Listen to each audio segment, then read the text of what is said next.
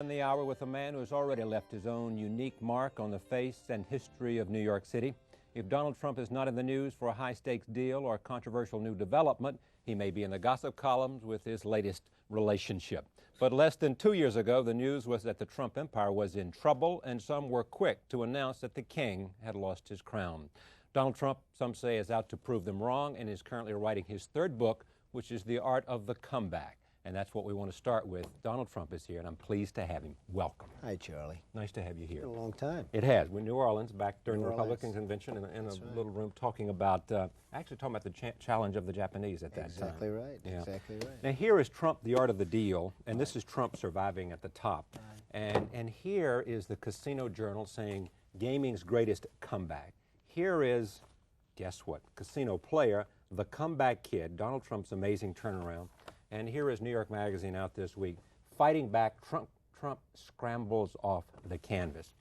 Bill Clinton, after the New Hampshire primary, went out front and had a press conference, and he said, even though he came in second, said, I'm the comeback kid. That's right. And look what happened to Bill Clinton. Right. Now, if you could translate that for you, where would it be? Where would it take you to? What would be the equivalent of reaching the White House for you? Well, I think just doing what I'm doing, Charlie. You know, I've had a really great streak over the last year.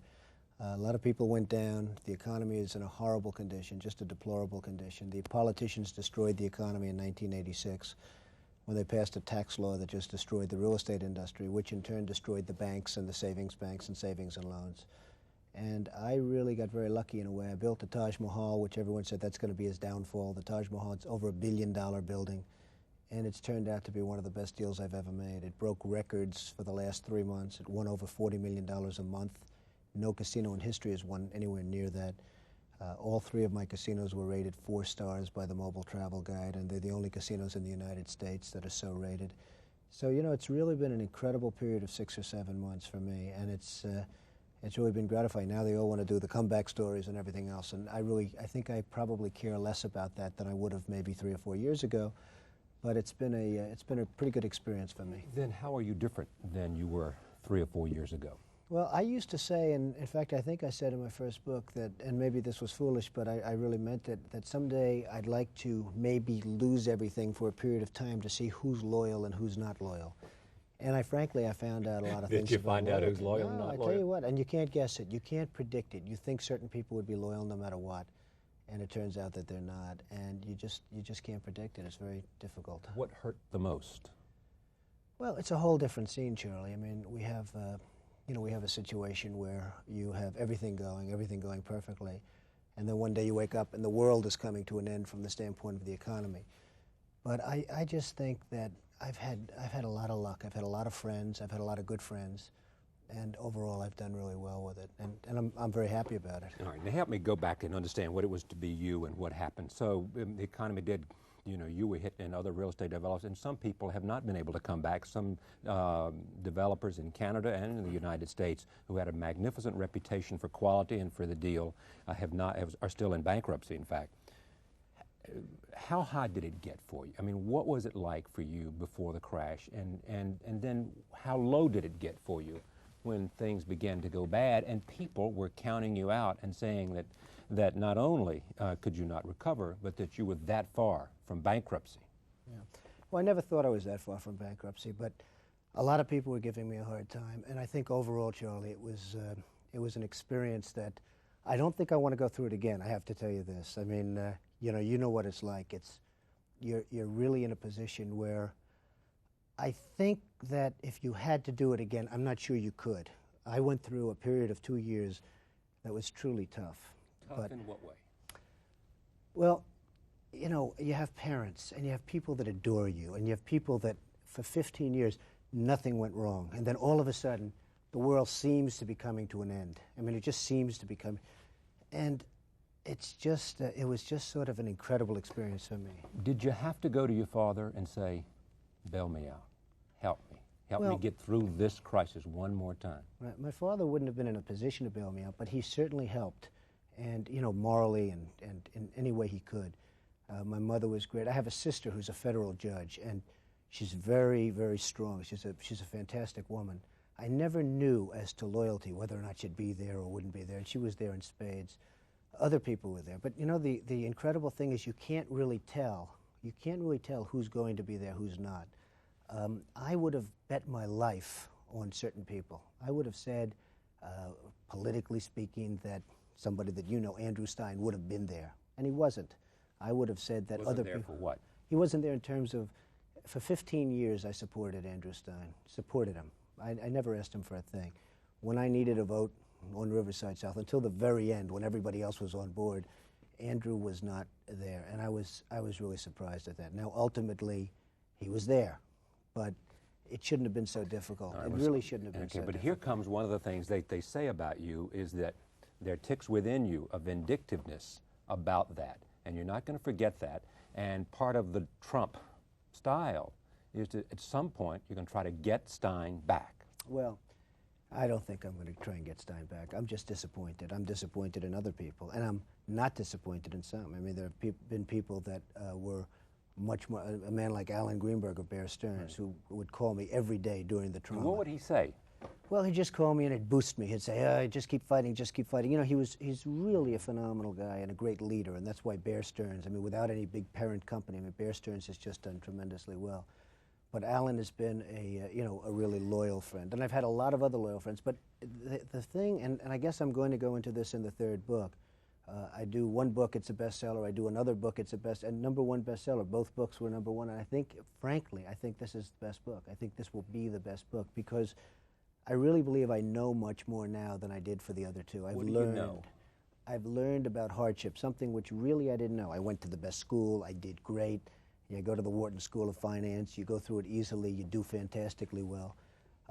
Everything goes smooth, you get out of school, you make a lot of money, every deal works out. It was sort of like just a series of you couldn't make a mistake. Did you think you were invincible at that time? I never thought I was invincible because I've seen too much and you have to learn from history about others. So I never thought I was invincible, but I had a 15-year run that was, virtually unprecedented. I had a tremendous run, and all of a sudden, 1990 hit, and I remember there was an article, "Welcome to the 90s, Donald," but 1990 hit, and the economy was crashing, and the banks were crashing, and everything was crashing, and what happened is I learned a lot about myself, and I learned a lot about other people. Okay, but you keep saying I learned. What did you learn about yourself? Did you, what? Well, I think I learned for real that I'm a pretty tough guy, because you really, it takes a tough guy. Hey, it takes the brains and it takes the this and it takes it, but it also takes a toughness, because to go through a period of turmoil where everything seems to be going in the wrong direction and survive it and end up, as they say in my new magazine covers, are coming back. Well, but what they say here, what Greenberg said, is that Trump went from owning 100% of nothing to 50% of something that's making money. Yeah. Fair? Well, I think that's what he said, and he actually said making a lot for money. What's happened? That's right. What's happened? He did say that. What's happened is that the casinos have turned out to be tremendous for me. And again, a lot of people were criticizing the move into the casinos and all, but they've really turned out to be tremendous.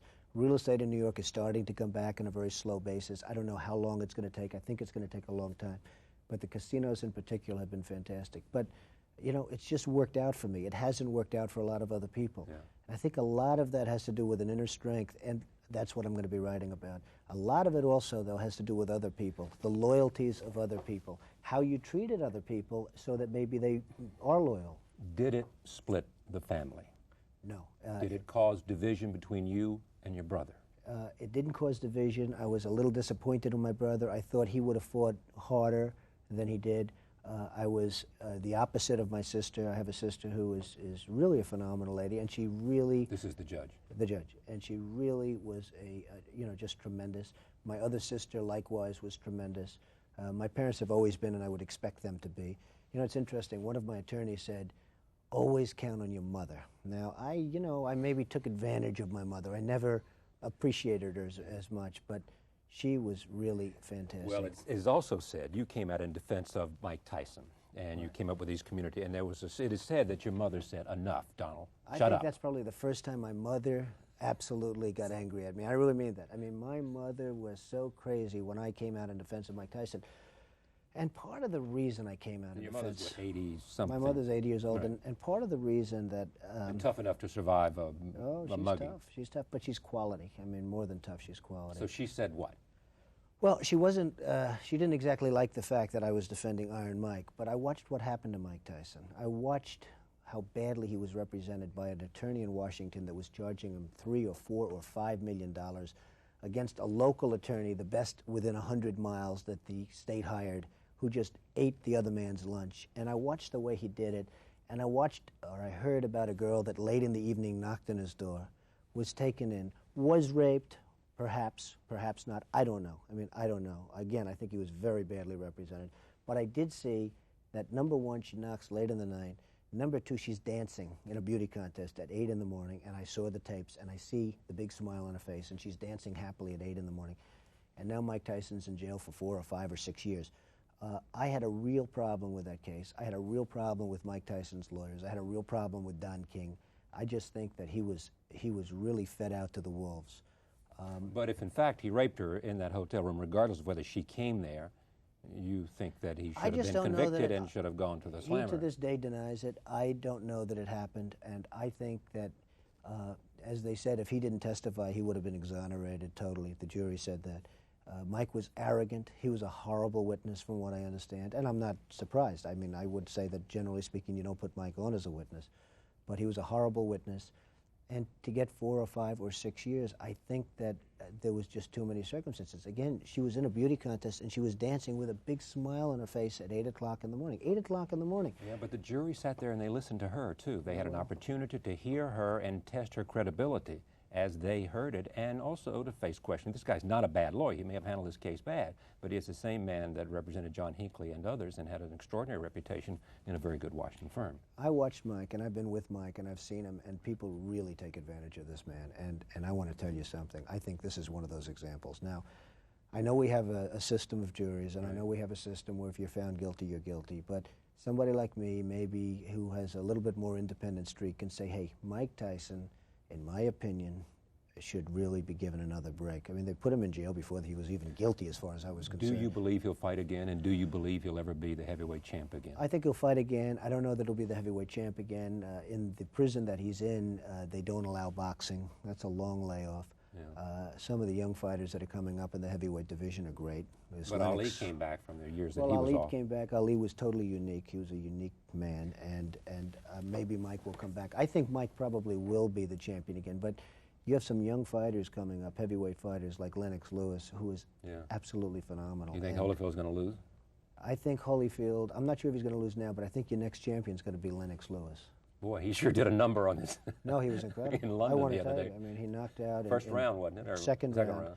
And this gentleman went 18 or 20 rounds with Well, Mike. that was his claim to fame, that he survived being in the ring with Tyson. Lennox Lewis is probably the real thing. I mean, he could be the first real thing since Mike, and it'll be interesting. And he's younger, and he's this and that. Or What is your fascination? Are you an athlete? I am pretty much of an Scratch athlete. golfer or close to? Scratch golf. You mean like you do par 72, Yeah, 73 I do. on good courses? On good courses. Yeah, up against good players? Up against good players. For money or not for money? Well, I like playing for money because it gives you an interest. I mean, it really does. Golf was something that really helped me through a period. When I was really, you know, there's a point at which you can't push. You have to sort of sit back and wait and see how the chips are falling. And during the adversity period? During the that was it. adversity period. And I'd go out on the golf course, and sometimes I'd go out with some friends who were good golfers, and you'd play. And you really don't think about all of the problems of the world and the problems of everything. And again, you know, I like to blame myself, but I mean, one of the things is, frankly, I was doing so well and it was all so easy that I took it easy. And all of a sudden, I started relying on other people, and I said, listen, you went to the Wharton School of Finance, you're a genius, you take care of this, and you take care of that, and you do this.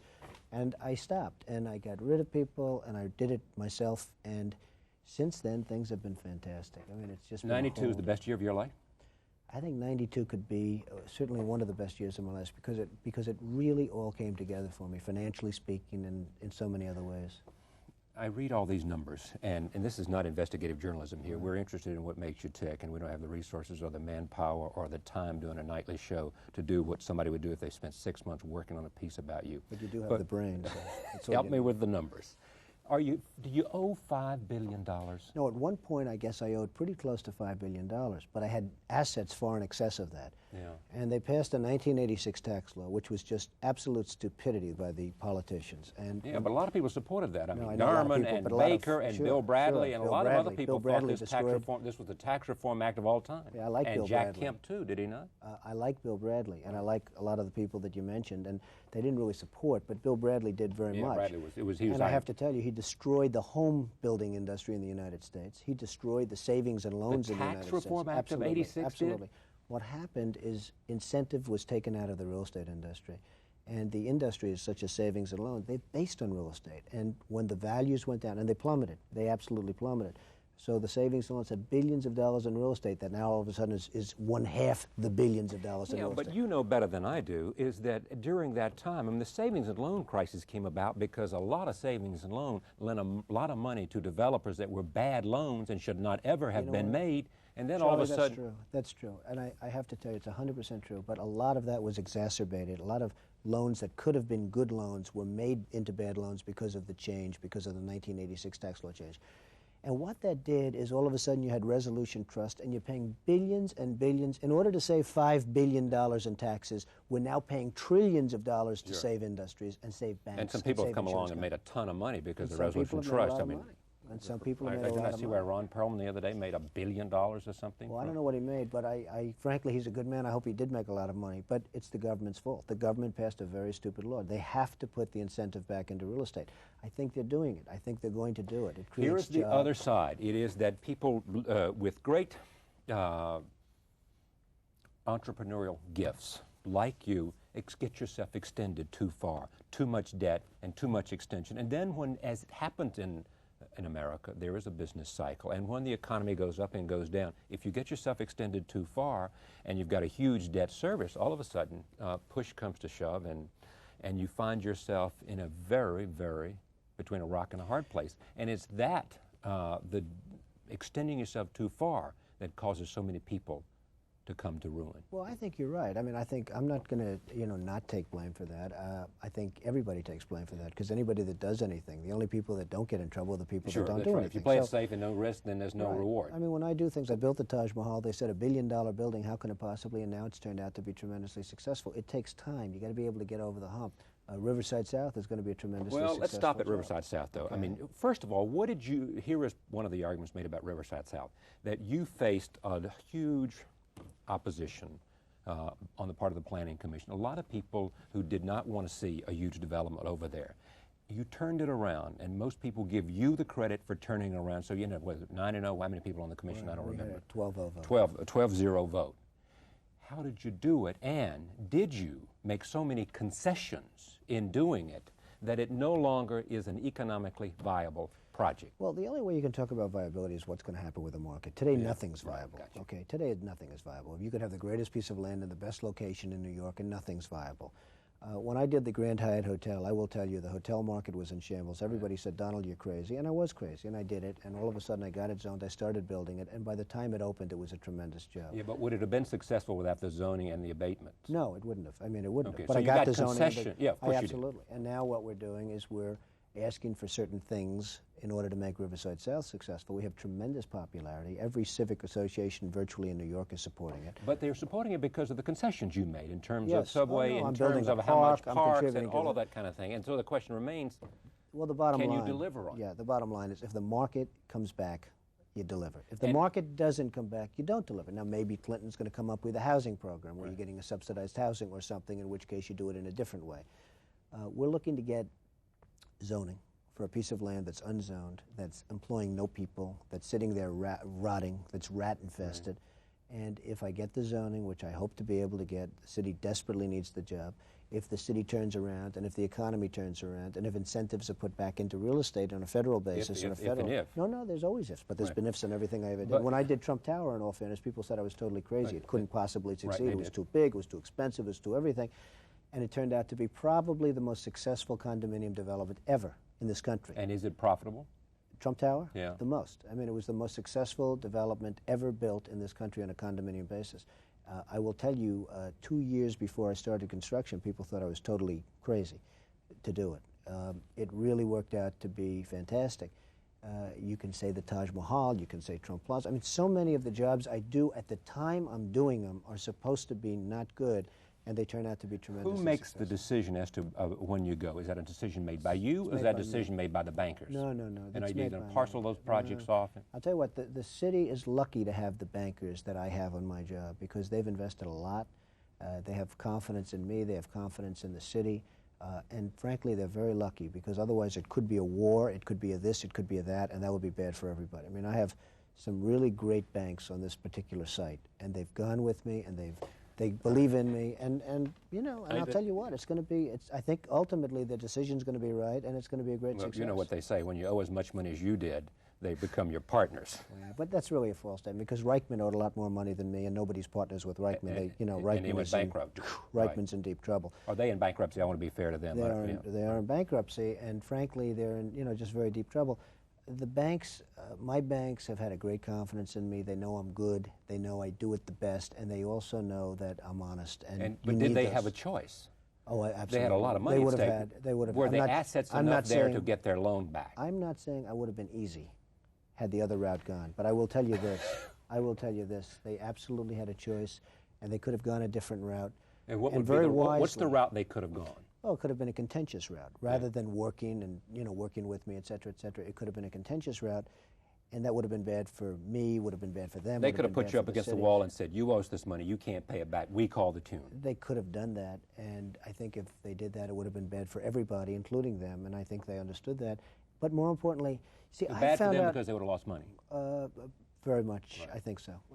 I found out a couple of things about banks. First of all, I find the banks to be very, very underrated in terms of the intelligence level, the whole thing. I mean, I have worked with the banks now very closely for a period of 2 years, and these guys have done a fantastic job, at least as far as my stuff is concerned. I've done great for them, and they've done great for me, and my thing is back. I mean, I believe that in 6 months, in 12 months, I may be stronger than I was 2 years ago or 3 years ago. I think I will be stronger than I was 2 or 3 years ago. I would like to see an uptick in the market. I think you're going to have an uptick in the market. Why do you think you'll be stronger? I mean, now Because that you clearly have given up equity. Very little equity. What have I given up? You know, the story is that I gave up equity. What have I given up? I sold the shuttle for a lot of money. But, you made more money than you sold it for more money than you paid for, or not? No. I tell you what. If you sold it for a lot of money but sold it for less than you paid for, it's not positive. No, I didn't reduce not for less. I reduced my debt by hundreds of millions of dollars by the sale of the shuttle, and But it you worked out sold great. it for less than you paid for. No, I didn't. You did. I actually sold it probably for more than I paid for it. But it's a very complex formula that if you sit down with a pencil and paper, we can maybe figure it out someday in 5 years because it's a long-term deal. We don't want to bore everybody with it. But I sold the shuttle. I got rid of a tremendous amount of debt. I got rid of a lot of personal guarantees. The Taj Mahal, Personal guarantees are unsecured loans from friends, or what? No, personal guarantees meaning personal guarantees to banks, where I Okay. personally guarantee a piece of a loan. Basically, if you take the Atlantic City properties, I have up to 80% of the Taj Mahal. The thing's making a fortune. Now, I have Is it making a fortune? Stay with me and ask this question. Is it making a fortune, or is it generating a fortune in revenue, but it has a fortune plus in expenses? No, it has a big fortune in expenses. I mean, it's run first class. It's a 4-star hotel. Okay, but that's the point. Then how much of this in the end is net cash flow? Well, I'll give you or how much an is it example. simply that a lot of money is flowing in, but also out the other door is a lot of money going the other way? I mean, I'll give you an example. We'll have probably $80 million in interest. I think the Taj could have a cash flow of maybe $30 to $40 million after debt. Yeah. That's some cash flow. Now, that's a great cash flow. Now, what do I do with it? I do with the West Side Yards, I do the Riverside South, I do other things. But the Taj Mahal's turned out very successfully. Trump Plaza, I own 100% of Trump Plaza. You know, there's this misnomer that I sold, I this, I that. I sold very little. I mean, when you think of it, I've sold But why very didn't little. would your friend Greenberg from Bear Stearns say he used to own 100% of assets that were worth nothing? Well, now he owns 50% of things that are making a lot of money. Well, what happened in Atlantic That's a City? difference. Well, there is a difference. And I own 50% of the castle. Right. But when I say I own 50%, I'm also paying much less interest because I sold 50% to bondholders. Right. And in return for that, I got a reduction in debt, a reduction in this, and a reduction in interest. So it's making a lot more money. In Trump Plaza's case in Atlantic City, I own 100% of it. And that is turning out to be fantastic. I take your word on all of this. By the way, Charlie, I have to tell you, because of the fact, and a big difference is, and that's why you see in all the casino Right. things, because of the fact Yeah, that but they want to revenues see are you way as a up. winner, because if you're a winner, it means that they're a winner. Well, they don't want to see me as a winner, actually, because I have to tell you, when things started going bad, I was on the cover, but instead of my hands being up, I had my chin down, okay? So nobody wants to see me be a winner. Let me just stay with that image for a second. Was it embarrassing for you? They say about you, they took his toys away. They took his yacht away. They took his... Nobody took it away. I sold my Yeah, yacht. but I mean, did the banks put you on an allowance or not? No. I mean, help us understand how it bad was- it got for you, and whether you were embarrassed, and whether you said, wow. Well, when you say embarrassed, I didn't love waking up in the morning and walking out well, the but street. help us to be understand that. I mean, perfectly you honest. were a guy who was the big winner, and all of a sudden the paper's full of stories that saying, Trump in trouble. Trump, golden boy, no longer has Midas touch. Right. I'll tell you what the hardest part is, and the hardest thing about life to understand.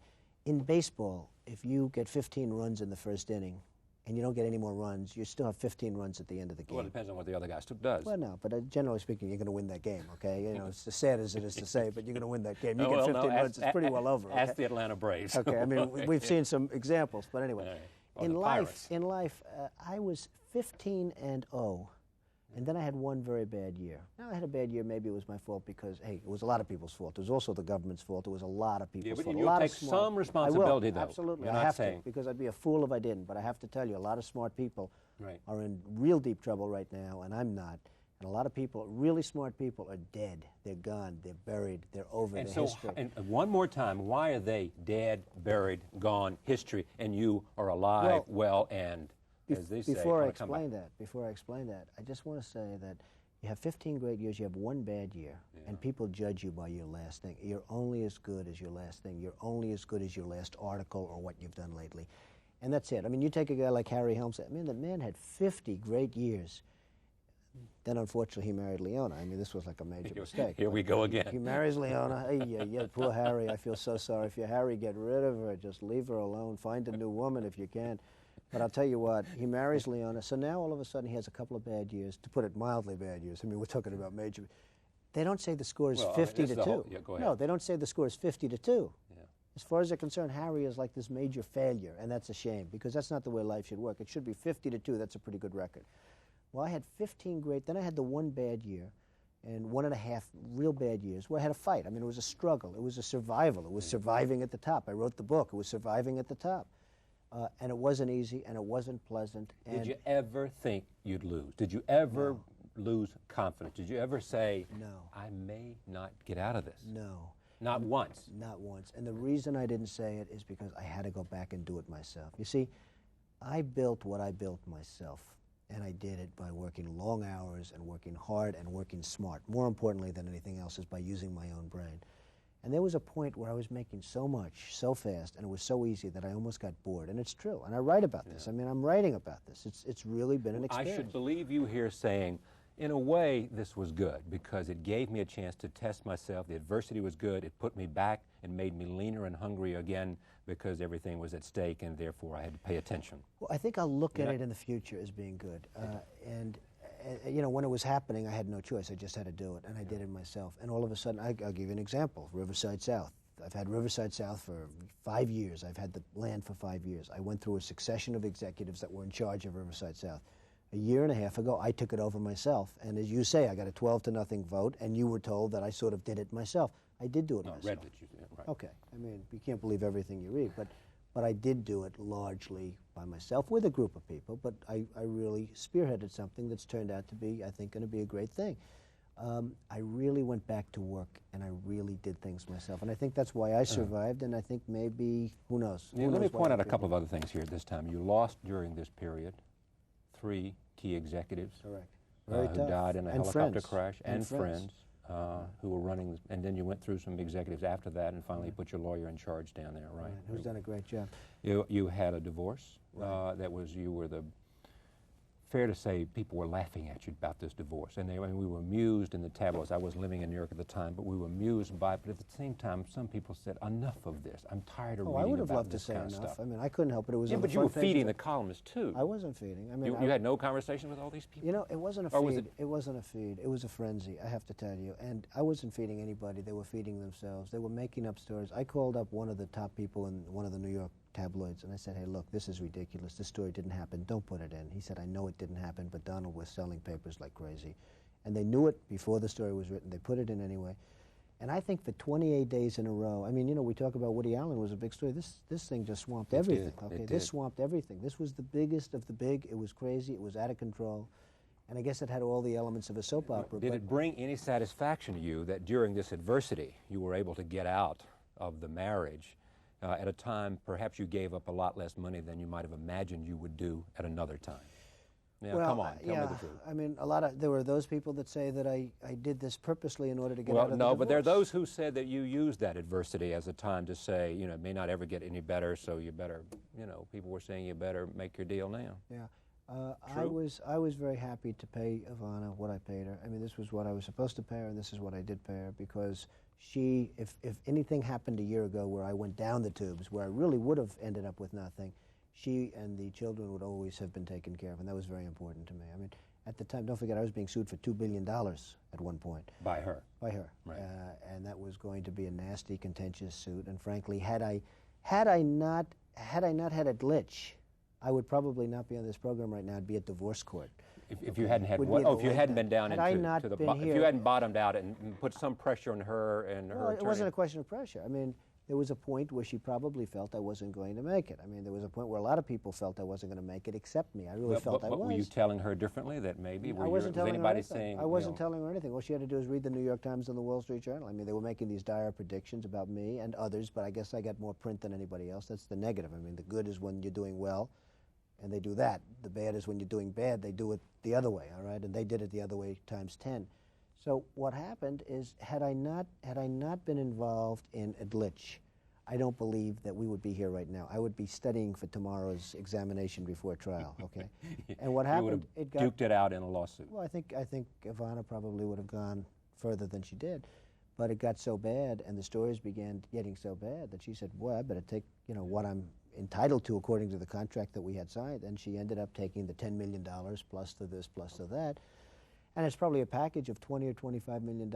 And I think she was smart in doing it in the end. I think her lawyers were horrendous. I think she was horribly represented. She could have gotten a lot more money earlier if she had decent lawyers, but she had lawyers. that weren't Meaning very- what? She could have gotten a lot more money Well, no, earlier. at an earlier stage. You would have been more amenable to giving Well, at more an money earlier in a stage, settlement. I offered more money than she ended up getting, but Ivana, who is somebody that I'll always love, she decided in her great wisdom to hire these characters that were just looking for fame and fortune for themselves, in my opinion, and they did a bad job for her. They really did, and my folks did a great job for me. I had a wonderful lawyer who did a great job for me, and in the end, though, I'm saddened by it, because I would have preferred the initial deal with Ivana.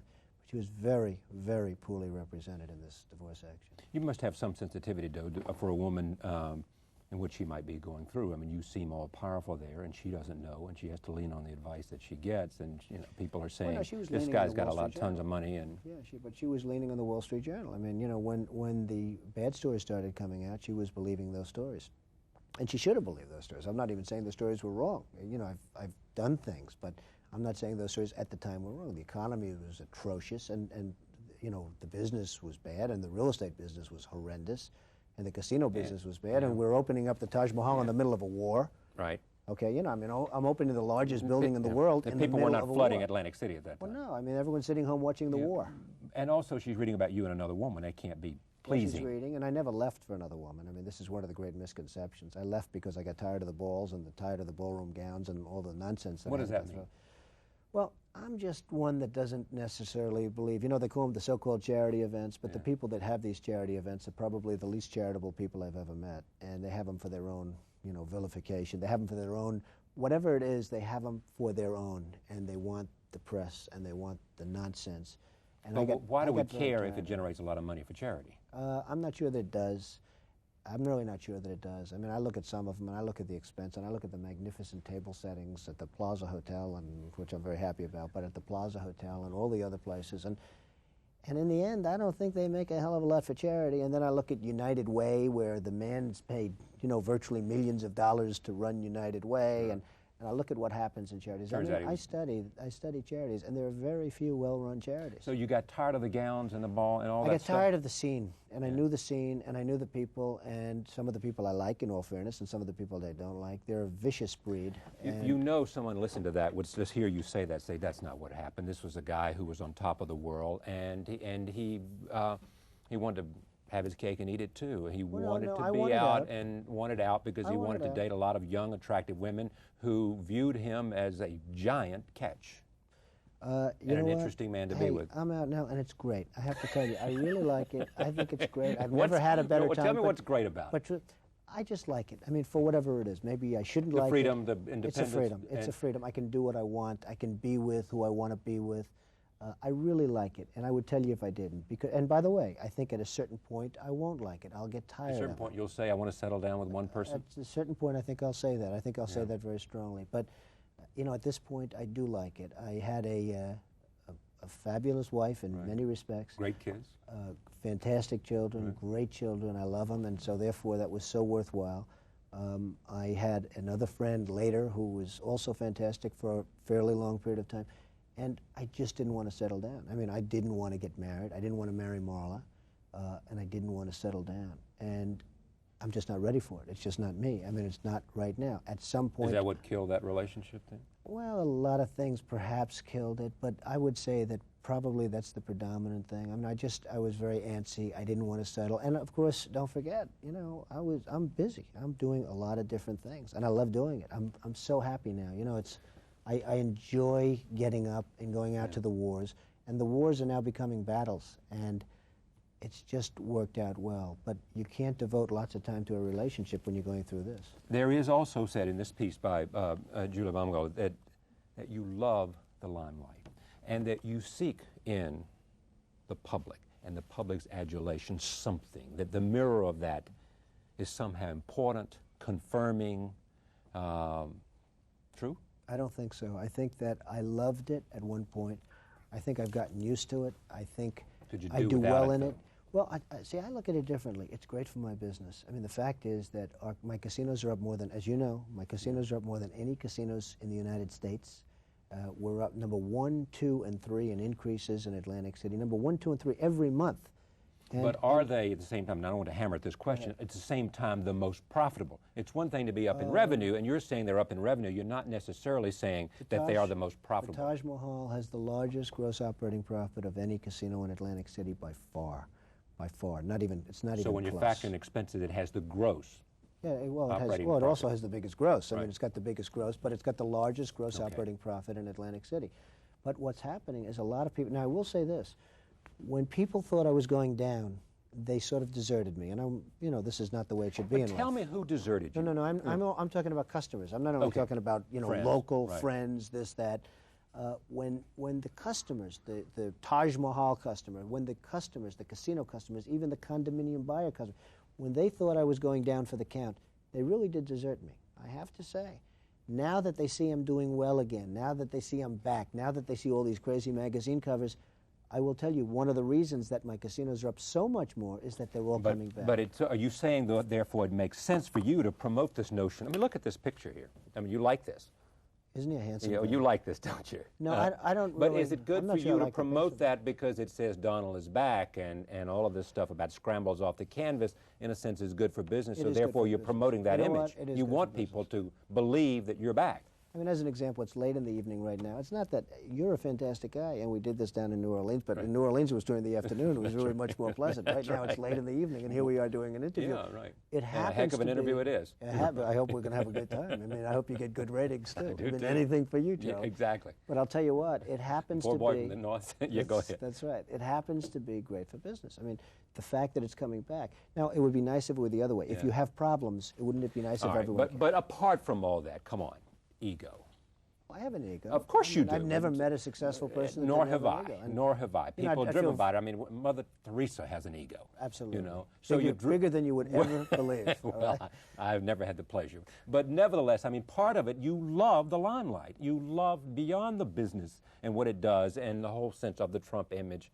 You like it. You like the fact that there's security guys coming ahead of you and sweeping behind you, and there's this adulation, and women want to be with you, and wherever you go, there are flashbulbs and all of this kind of thing. You like it. I don't mind it. I don't mind it. No, And don't mind it or no, relish I'll tell it? you what, I used to like it more. I still like it. Yeah. I probably would miss it if it weren't here. Yeah, because I it might- probably would. No, yeah. I probably would. Because you've grown accustomed to it as part of your... Maybe. I have gone, you know, it's been sort of wild. But I also think it's great for business. I mean, it is great for the casino business. It's great for the condominium business. It's great. Hey, they just came out with a report, the Corcoran report, that Trump apartments in New York sell for more on a square foot basis, which is really the only, than any apartments in New York by far. It's not even close. Let me And a talk- lot of that is all of this nonsense. Let me talk about people you ought to say sorry to, if there might be. One is, and I'm talking, one, I raised this person first, that guy in Philadelphia, you know, who they say you got fired.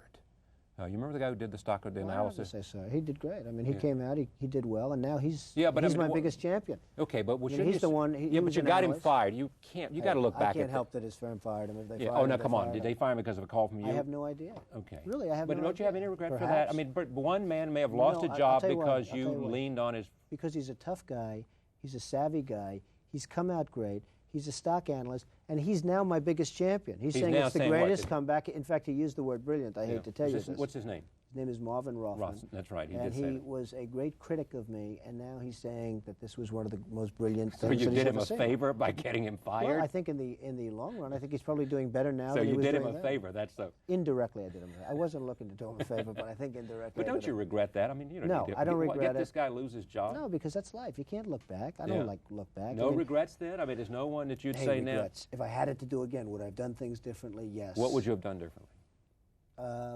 I probably, instead of stopping with the sale of the St. Moritz, where I sold and I made a lot of money, I Right. probably would have sold some other things. And that I would think have I been... would have treated people differently. I think that, you know, some of the people that were most loyal to me are people that I didn't think would be. Some of the people that were least loyal to me are people that you got I it. think I would have treated them differently. I think I would have treated different groups differently. I would have wiped the floor with the guys that weren't loyal, which I will now do, which is great. You know, I love getting even with people, but I will. I would Slow have up. wiped. You love getting even Oh, with it. absolutely. You don't believe in the eye for the eye. You do. No. I know you well enough. I think you do. But anyway, but Tell me, I mean, you're going to get even with some people. yeah, I know. Because If given they- the opportunity, I will get even with some people that were disloyal to me. I mean, I had a group of people that were disloyal. But how and do I you found out define about it. disloyalty? They didn't come to my aid. Well, what did they didn't do? They small turned their back things. on you? No, but they didn't do small things that would have helped. They didn't do large Give me things. one example. Well, I had a one man who frankly was on the board of a company that I was selling, and it was a tremendous sale for me. It was a great sale. Would have been a very helpful sale, and it ended up going through. But one of the things is that I had This to is take. Shuttle? No, this was a different company. It doesn't matter which company, and it was a great thing for me. But one of the things is I had to clear the board. Now I only put him on that board because of the fact I thought I was doing him a favor. He got some money by being a board member, et cetera, et cetera. He contributed nothing. When it came time, I have 5 board members. When it came time to removing the slate and getting all my people, everyone said, "I'm leaving." Right. Steve Ballenbach, Harvey Freeman, everyone left, except this one particular person said, "I don't want to leave." He told my people, "I don't want to leave." Well, when I heard about it, I went nuts, and I blasted him, and all of a sudden he left. But I consider that a great act of disloyalty. I put him on that board. Now, he did leave. I mean, he did leave. It's a little like Andrew. I mean, Andrew ended up in favor of Riverside South, but for all I had done, I had never asked him for anything. This is a great job. This is a job that he should have been in favor. He had to do a poll in order to find out whether or not he was going to support Yeah, it. but how can you get even with Andy Stein? I mean, this guy's... It's not a question of getting even. I can certainly be disappointed in certain people, and I was very disappointed. Yeah, but you've already said an eye for an eye. I mean, he hit you, you're going to hit him back. Well, I might. Yeah, but We'll how see. could you hit him back? We'll see. Hey, time will tell, I guess, right? Yeah, are you looking for the opportunity? No, I'm not looking. I'm just really so disappointed in him. I'm disappointed in other people, and I was disappointed. I was disappointed in this one man that didn't want to get off the board. Now he got off. Okay, but he got off. So I mean, no, he got off. He got off after being hit over the head with a cannon. Okay. What He was the got off. cannon? The cannon was me, and he ended up. What was the threat, though? I mean, did you blast him in the paper and that was enough, or did you say? The threat was just sort of just a strong threat. I mean, he would have gone through a lot of hell if he didn't get off. And then he gets off and he acts like he does me a favor. He gets off. Okay, he got off maybe out of fear. You maybe out owe of me, something Donald, else. because I'm getting off the board. Yeah, and you know, it was like one of the great jokes of the century. But it ended up that he got off and the deal went through. But that doesn't mean I have to love this particular guy. It doesn't mean I have to love him. I want somebody that's loyal from the beginning, not somebody that's loyal because they're afraid or because they're this or because they're that. And I've had a lot of instances like that. And I think, you know, and again, I think the new book, and I don't know why I'm promoting a book that's not going to come out for 3 or 4 months. I mean, I don't want to waste a lot of time, but I think that the most interesting aspect, that's right, we'll do it when you go national. That's okay, right. we'll do that for the national. Forget the local stuff. But No, the local stuff's important. Without the local stuff, there'd been no national right, stuff. you don't do the second step. Exactly. But the truth is, I think the most interesting aspect of that book is the loyalty area, the loyalty chapters. I think Now, it's really good. you measure loyalty in terms of your own relationship with Roy Cohn. You feel Well, like that you stuck by Roy Cohn, and I that, do. that's I true. think You I did. showed your stripes by doing that. Well, I don't think I showed my stripes. I think, you see, I'm so loyal to people, and maybe I'm loyal to a fault, but I'm so loyal to people that when somebody's slightly disloyal to me, I look upon it as a great act of horror. Who are you going to support for mayor?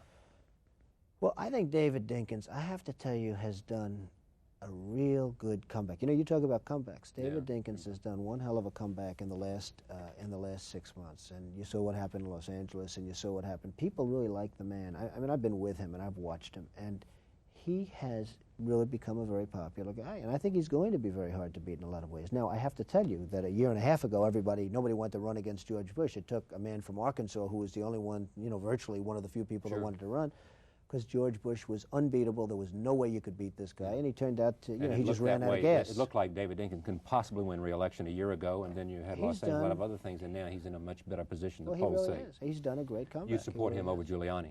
Well, I'm not announcing who I'm supporting, and I don't think it's even relevant. I just think that Dinkins has really done a great job in terms of coming back, and I also think he's a great human being. I think he's a very Did he help you on the Planning Commission? He helped me, but he was tough. He was strong. He was very community oriented. He was very much for the people in that sense. But when he gave me his word that he would now support the job, he really lived up to that word. There was also a guy on the political scene this year named Ross Perot, a billionaire. Were you once a billionaire? I don't know. I was projected as being I know a you were, billionaire but you never can times a tell couple about of those times. numbers. I mean, Yeah. times You a mean couple of times. you were worth a couple? Because I saw that at least 900 million. But did you actually have No, a I guess net they worth had me of up to $2 the billion? highest of 2. What did you at one have point. yourself up to? I don't know. I had myself up to maybe what I have right now. I don't know. Nobody knows what I'm worth.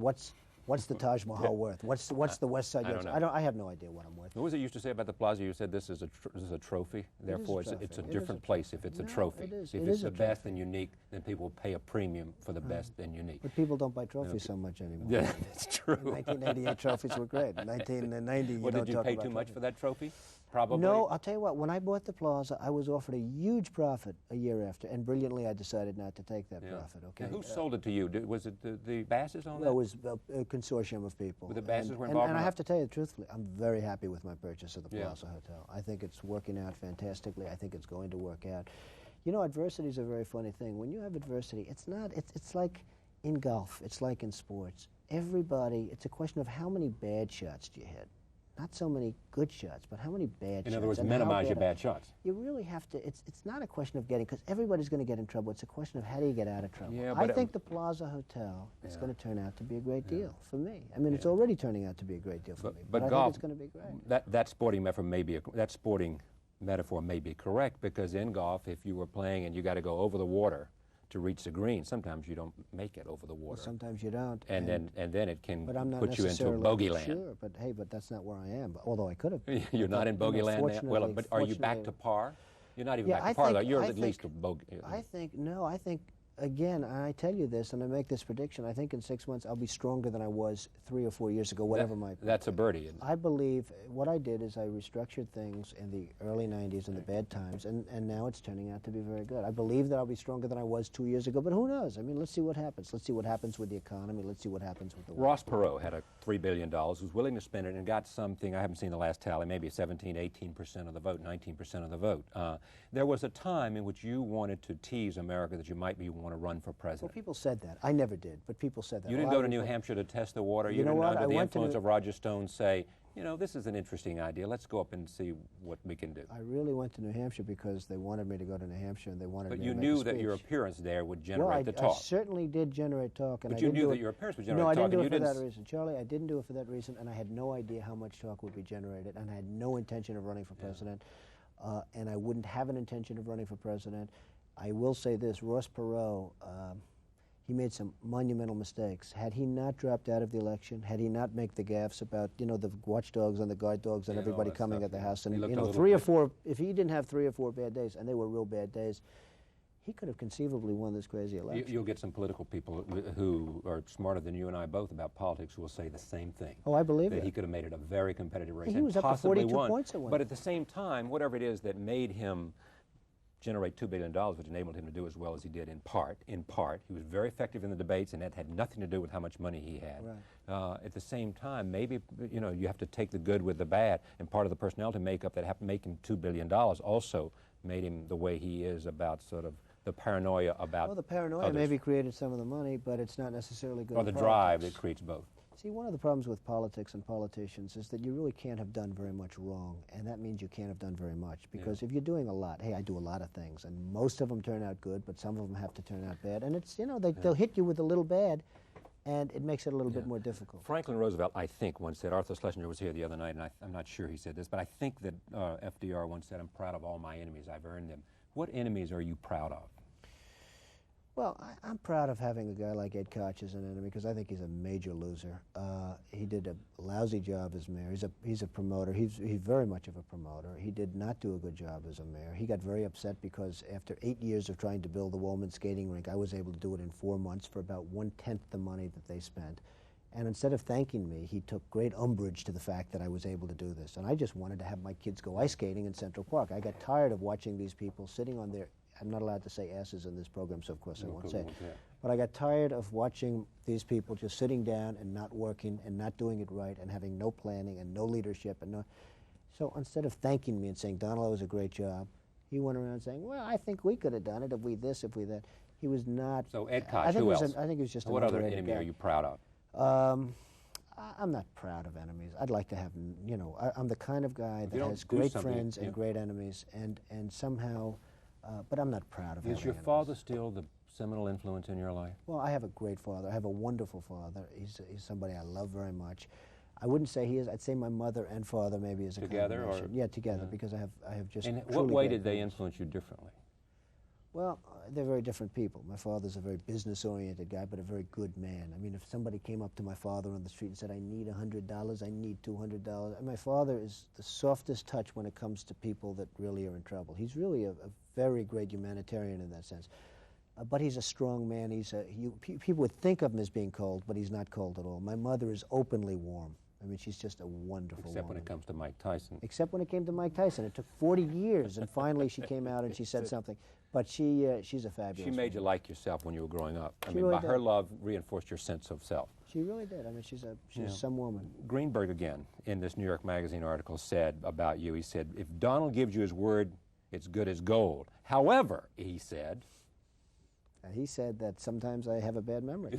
that leaves you wide open No, to, it's you know, it leaves you wide open to the fact that And I have a photographic memory. well, That's the problem. exactly. I have. I mean, Okay, it so I have raises this question, can you trust what Donald really says? Because his memory may be short. Yeah, now, I think he meant that jokingly. He's a great friend and he's a great gentleman, and I think he meant that I think, but perhaps he's had some bad experiences. I really don't know. What brings you the greatest satisfaction now? Is it conquering adversity, or is it something else? Well, I used to think just continued success, but I got bored by it. Yeah, enough and Now- enough is not enough. Enough. And then I really think that right now I'm just really proud with the way I've handled things. I really think that I've handled things well from a business standpoint. And somebody who steps forward and says, you know, this is just Donald's hype. He's a giant promoter. He hasn't come back. I mean, times have turned a little bit around. You know, he sold off some assets, but it's not the great comeback that he believes it is. Well, You all they have say- to do, I mean, all they have to do is look at the numbers. I mean, you look at the numbers in the casino journals, Right. and you look at the numbers, and you know, it's been a tremendous comeback. And I'm not saying I'm as far back as I will be in 6 months. I mean, I'm back, and I'm not in any trouble, and I'm doing well, and I'm making money. What do you think Money is a scorecard for me. You know, money is not as important as people would think it would be to a guy like me, but it is a scorecard, and you know, I've really So done what is well. the most important thing to a guy like you? I think the way I've survived, the quality in which I've lived under the survival mode, the image I've portrayed during the survival period. I mean, people haven't seen me go into a corner and put my thumb in my mouth and say, I give up, I give up. I mean, this kid doesn't give up. And some people did give up, I have to tell you, Charlie. And you know, you're not going to be doing interviews with them. But some people did give up. Many people gave up, and many tough, smart killers gave up. They just gave up. They said, I can't do it anymore. So I think the way in which I survived was very important to me. Art of the Comeback, soon to be out. And what, you're going to be out next beginning of 3 or 4 19, months, 3 or 4 probably, months? yeah. You're writing this alone? I'm doing this one alone because I really want to get my flavor. I've had 2 wonderful writers. My other books were both #1 bestsellers. I'm doing this alone. I want to get my own flavor. It's really become somewhat of a passion because I think people are going to learn a lot from it. Good to have you. Have a good time. Thanks Thank very you. much. Thank you. Donald Trump is back. Thank you for joining us tonight. Monday we'll talk with World Series hero Dave Winfield. Trump would like to hear that. Also, a lot of other people will be here. We're taping next week an hour with Charlie Kuralt, one of my friends from North Carolina. A lot more interesting things coming up. See you Monday.